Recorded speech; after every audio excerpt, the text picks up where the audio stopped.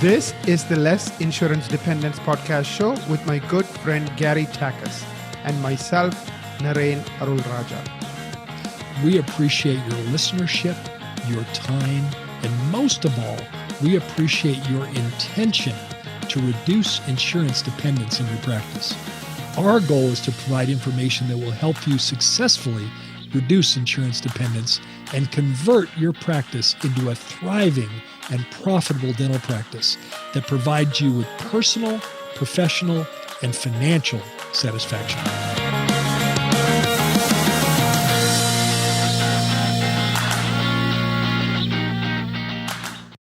Welcome to another episode of the Less Insurance Dependence podcast, your trusted source for insights, strategies, and expert advice to help dental professionals take control of their practices and careers. I'm Lester De Alwis, your co-host, and I'm thrilled to bring you another value-packed episode that challenges the conventional view of insurance in dentistry. Today, we're joined by a dynamic industry leader, Dr. Tarun Agarwal, better known as T-Bone. Dr. Agarwal is a practicing dentist, educator, and thought leader, known for helping dentists modernize their practices with practical, results-driven strategies. In today's episode, Finding Balance, the hybrid approach to insurance participation. Dr. Agarwal will share how dentists can strategically stay in network with certain plans while leveraging patient demand, technology, and smart business systems to build greater independence and profitability. Before we dive in, a quick message from our sponsor. Echo Marketing is offering a complimentary marketing strategy meeting where their experts will show you how to attract high-quality new patients, rank one on Google locally, and grow your patient flow steadily. So if you are ever wondering on what your online visibility is like, visit lessinsurance.com/marketing-strategy-meeting to book yours. It's complimentary. And if you're ready to create a thriving fee-for-service practice, schedule a complimentary coaching strategy meeting with Gary at thrivingdentist.com/CSM. Now, let's jump in. Dr. Agarwal, we're excited to have you here. Thank you for joining us. Thank you, Lester, for having me. And I'm excited to share hopefully a different perspective on dental insurance and kind of a more practical approach to dental business in general. Amazing. So let's start with your perspective. Yeah. What inspired you to explore this hybrid model, and how can it help dentists take control of their business without completely dropping insurance? Yeah, I think before I kind of get into that, let's kind of back up for a second and look. Yeah, I want to be clear. Not every dentist should drop insurance plans. It's a very emotional decision. It should be a decision that's based in fact, and it should not be a rebellion against the insurance companies, but instead about creating the freedom and the type of practice that you want. And with that being said, for me, moving to a hybrid approach was kind of a necessity for me. It was, basically what it boils down to is I get that most of us dislike dental insurance. We don't like the control of the fees. We don't like the mindset of the patients. But the harsh reality is for the vast majority of us, not dealing with insurance in some form, whether you're in network, whether you're out of network, but not dealing with insurance in some form is almost not possible. And so we have to accept that living with insurance is a necessity in our profession and in our life. And so our goal should be is how do we reduce the focus on insurance and the control that insurance companies provide? And I was always seeking freedom. My goal in life is to seek freedom and flexibility in everything that I do. And so for me, the hybrid approach was how do I serve my business and my needs as a business, but also give me the freedom and flexibility that I need to be able to make choices of where I wanted, the type of clinical work I want to do and the patients I want to work on. Exactly. I mean, that's a very refreshing perspective, not demonizing insurance, but understanding how it fits strategically. Yeah. Now, let's talk more about that. How can dentists actually use supply and demand to make smarter participation decisions? I think what I'm seeing, and for the audience that doesn't know me, is look, I've been practicing 26 years.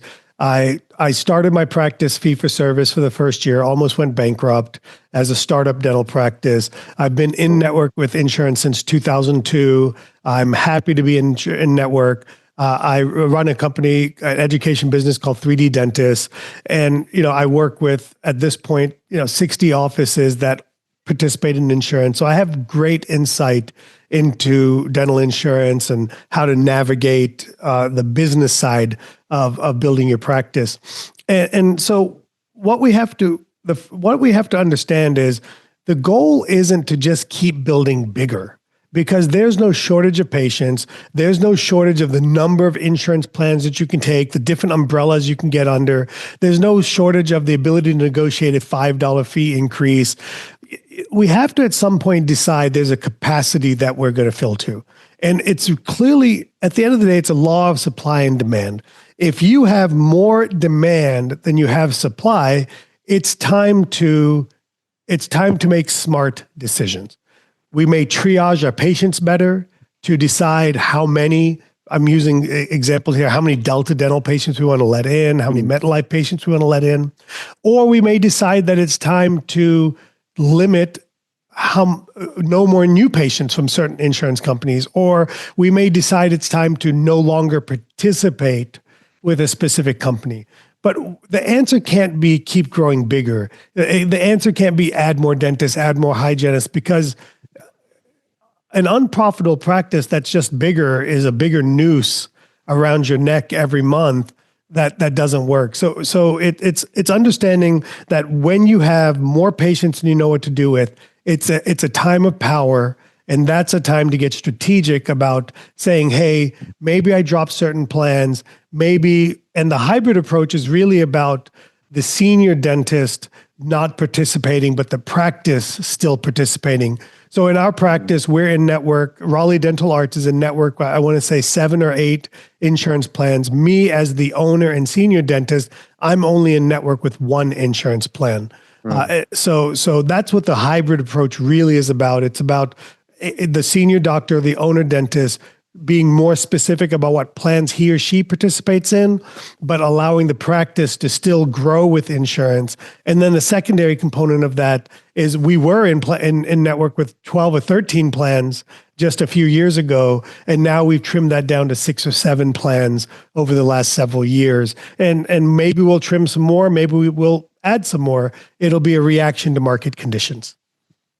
Exactly. It's excellent framework, and I love how you explain with the supply and demand perspective, which adds more value into that thought. Now, once the dentist makes those decisions, the next challenge is execution, communicating with the team and the patients. What are the best ways to make that transition seamless?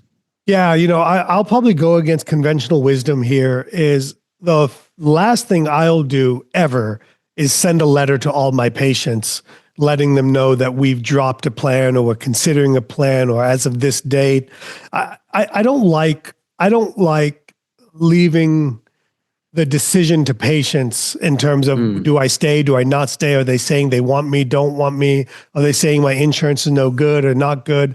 I prefer for that conversation to be a very personal eye-to-eye conversation with the patients. I also don't like to allow my team members to randomly just say anything to patients, because they may say it incorrectly or not the way I want it to be said. So to me, it's a very planned, strategic approach, okay? And what I mean by that is, number one, I'm going to start with the smallest plan first, okay? So if I'm going to drop a plan, I'm going to start with the plan that has the least number, even if it's the best fees, but the least number of patients, so it has the least impact on my practice. And I'm going to consider that one a trial run of dropping insurance, okay? And then number 2 is I'm going to practice with my team members all the questions. I'm going to make sure they're written out. I'm going to do mock phone calls. I'm going to do mock patients saying, does this mean I can't come there? I'm going to do mock trials of patients saying, well, I guess I'll go to another dentist. So how do we kind of try to help the patient stay in our practice? And so I'll run through all of those. And then I'm typically going to do a 6-month window where before we drop, we start informing patients eye to eye and being very specific with them what this really means. And honestly, the vast majority of the time, it means nothing different for the patient. It usually means maybe $50 a year difference to the patient to stay in a place they know, they love, they trust, where they know what they're getting. And so to me, I'm going to start with the smallest plan first, train, practice with your team members, and give the message to your patients eye to eye, provider to patient. Exactly. I think the communication piece is so critical, and none of this happens overnight. It has to do with all the training and the practice. Now, but beyond systems, the dentist's own mindset often determines success. How does adopting a different mental approach help them run a more balanced, profitable practice? Yeah, again, it comes back to the goal of the business is to be profitable, to do great work, to create an amazing culture, not in any order. Okay. And so, if you hate insurance, your team is going to hate insurance. If you hate insurance and your team hates insurance, your patients are going to hate insurance. And so it kind of comes to what I talked about at the very beginning is just have a relatively positive mindset about insurance. It's a way to help. It's a coupon that helps patients choose your practice. It's a coupon that helps patients pay for part of their treatment. And help your team members understand that insurance isn't the devil. Help your team reframe the conversation that insurance isn't going to pay for all the treatment, and that's okay. And so to me, it's that mindset that insurance is normal, and then you train your team members that we're so happy you have insurance, not you have insurance, and we train your team members that it's okay if you don't have insurance. And really, to me, it's been this fundamental philosophy that I've had most of my career, is that we don't lead with insurance. You don't lead any conversation with insurance. You don't say, your insurance pays for a crown, or your insurance doesn't pay for us. Hey, your insurance is going to help you with this. How much it helps, it varies on each individual plan. And I really think what most dentists hate about insurance is that we allow it to dictate our treatment planning. We allow it to dictate our fees. And it doesn't have to be that way. Patients can elect to pay for high-end dentistry above and beyond what the basic dentistry that insurance pays. Patients can elect, if we give them the right choice, to do all of their dentistry at one time, not just how do I maximize my insurance for this year and then postpone dentistry for next year. Insurance doesn't dictate if the tooth needs a crown or a filling. You dictate that. And then the insurance will pay whatever they pay. And if you do appropriate treatment, very rarely does the insurance say, no, this should have been a filling, when you have good documentation and good sound judgment around it. So the mindset has to lead as the owner of the operatory or the practice, that insurance is okay, but we're not going to allow it to lead our conversations. Exactly. Such an empowering message. Now let's wrap up with something actionable. What steps should dentists take now to move forward a more flexible hybrid approach? Yeah. So number one, I want to talk about how I became hybrid, with my insurance.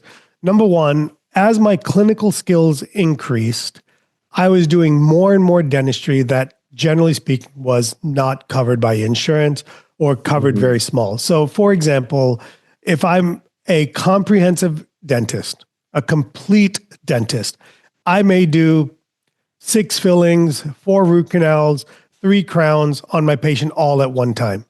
All insurance covered procedures, but I got tired of, I didn't want to always do that literally one tooth at a time because that's what insurance covered. I wanted insurance to be $1,000 or $1,500 coupon.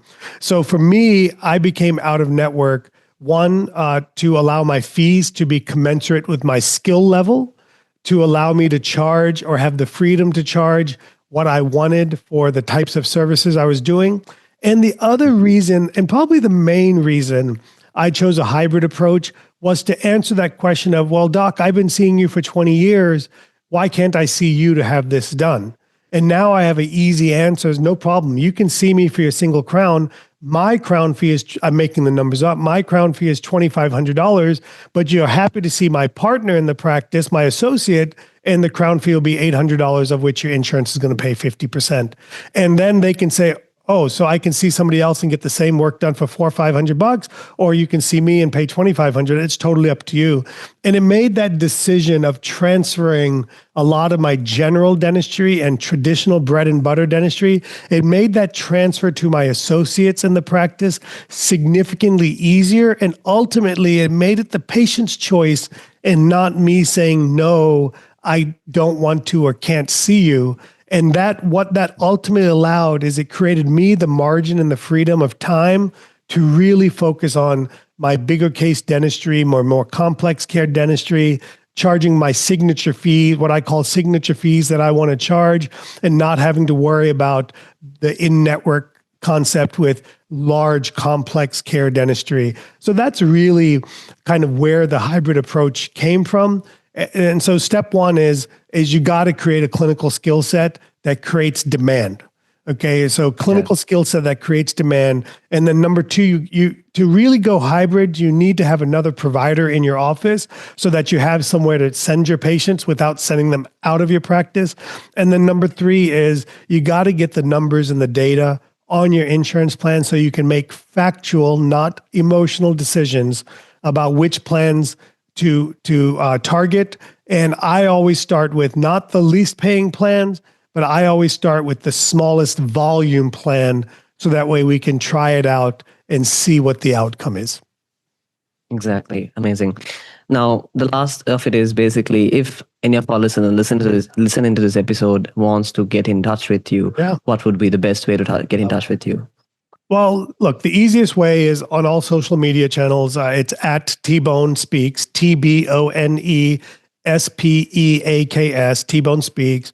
Number two, you can find me at 3d-dentist.com. Or number three, if you love podcasts, you can listen to my podcast called Dentistry Made Simple. It's probably the third or fourth best podcast in dentistry behind Gary Takas and the Thriving Dentist Show and these podcasts. But, you know, if you're after freedom, if you're tired of burnout, if you're tired of the practice running you want to be around dentists that want greatness and want to excel and have growth minded, I'd love to engage with you, whether it's remotely, whether it's through in-person courses, or whether it's fully. I just want to help dentistry create freedom, not burnout. Amazing. Fantastic insights. Dr. Agarwal, this conversation really defines what independence looks like in modern dentistry. Thank you so much for joining us and sharing your insights in the hybrid approach to insurance participation. Thank you, Lester. Thank you, the audience, for listening. So the key takeaway from today's conversation is that insurance isn't necessarily the enemy. It's a tool that can be managed strategically with the right data, mindset, and systems. Dentists can build profitable practices and serve both patients and their financial goals. And as always, this podcast is about taking action. Firstly, if you are ever wondering about your online visibility, like I mentioned earlier, schedule a complimentary marketing strategy meeting with Equa Marketing at lessinsurancedependence.com/marketing-strategy-meeting to learn how to attract better quality patients and strengthen your fee-for-service base. Secondly, if you're looking for mentorship for personalized coaching on building a thriving independent practice, schedule a complimentary coaching strategy meeting with Gary Takas at thrivingdentist.com/CSM. Now, both of these are complimentary opportunities that are designed to help you take real steps towards the practice and the life you truly deserve. Thank you again for everyone listening in and for joining us today. Thank you. Thank you to all our listeners for tuning in. We'll see you next time on the Less Insurance Dependence podcast. Until then, keep moving towards a thriving independent practice.